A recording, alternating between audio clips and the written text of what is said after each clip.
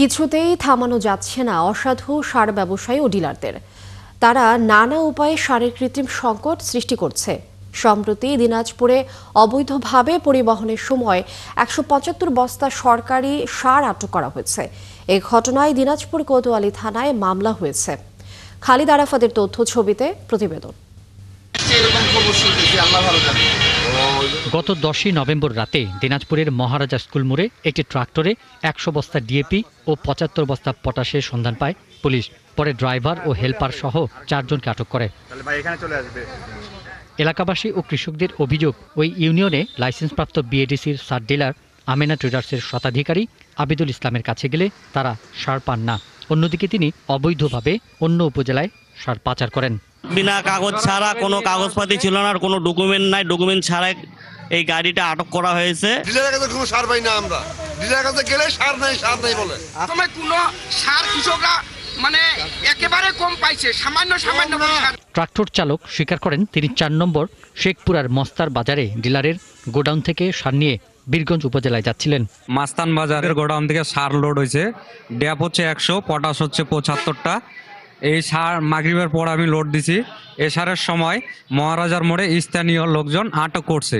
এই সার আটকের বিষয়ে বিএডিসির ডিলার আবিদুল ইসলাম মুঠোফোনে এসব সার তার নয় বলে দাবি করেন। এগুলো ব্যাপারে আমি কি বলবো, আপনার একটু ভালো মতো খোঁজ খবর নিয়ে দেখেন। কেউ কারোর কথা বললো আপনার দেখবেন না, কেউ কারোর কথা বললো আর হুট করে আমি তো আপনার কথা বলতে পারি, এটা কথা হইলো ঠিক আছে। কিন্তু ঘটনা এই ব্যাপারে আমি আনলো না, ক্যামেরার সামনে আমার বলে তো কি হবে বলেন, আমার নলেজে নেই। এদিকে এই ঘটনায় দিনাজপুর কোতোয়ালি থানায় মামলা করেছেন সদর উপজেলা কৃষি অফিসার। তিনি বলেন, তদন্তের মাধ্যমে এই ঘটনায় দায়ীদের বিরুদ্ধে ব্যবস্থা নেওয়া হবে। যে জব্দকৃত সারটি বিধি মোতাবেক সার ব্যবস্থাপনা আইনে মামলা রুজু করা হয়েছে এবং এটির পরবর্তী কার্যক্রম এই মামলা অনুযায়ী যেটি হবে তদন্ত সাপেক্ষে সেই কার্যক্রম ব্যবস্থা গ্রহণ করা হবে। সার ডিলারদের এমন দুর্নীতি রুখতে ও কৃষকদের বাঁচাতে কৃষি বিভাগকে কঠোর পদক্ষেপ নেওয়ার দাবি কৃষকদের। পিন্টু হাজং, ৭১। দর্শক, এই বিষয়ে আরো জানবো। আমাদের সাথে এই মুহূর্তে সহকর্মী খালিদ আরাফাত যুক্ত হচ্ছেন। খালিদ, সারের কৃত্রিম সংকট সৃষ্টি করছে কারা, কিছু জানতে পেরেছেন কিনা, এবং প্রশাসনের তরফ থেকে কি ধরনের পদক্ষেপ নেওয়া হচ্ছে সেই বিষয়ে জানাবেন। সারের যে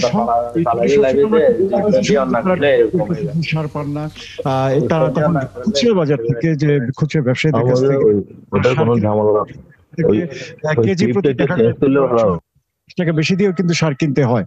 তো যেটি হচ্ছে যে এই যে সারের সংকটটি, সেটি কিন্তু দেখা যায় যে ডিলারদের কাছে কেন সার পাওয়া যায় না। তখন আমরা এক্ষেত্রে যেটা দেখতে পাচ্ছি যে, যেমন এই যে এখানের যে ট্রাক্টর ভর্তি যে সার বোঝায় যে ট্রাক্টরটি দেখতে পাচ্ছি, যেটি যে কৃষক এবং স্থানীয় জনগণ যে আটকে ফেলে, সেটি কিন্তু যাচ্ছিল যে সদরের যে 4 নং শেখপুরা ইউনিয়নের মস্তার বাজার থেকে বীরগঞ্জে যাচ্ছিল।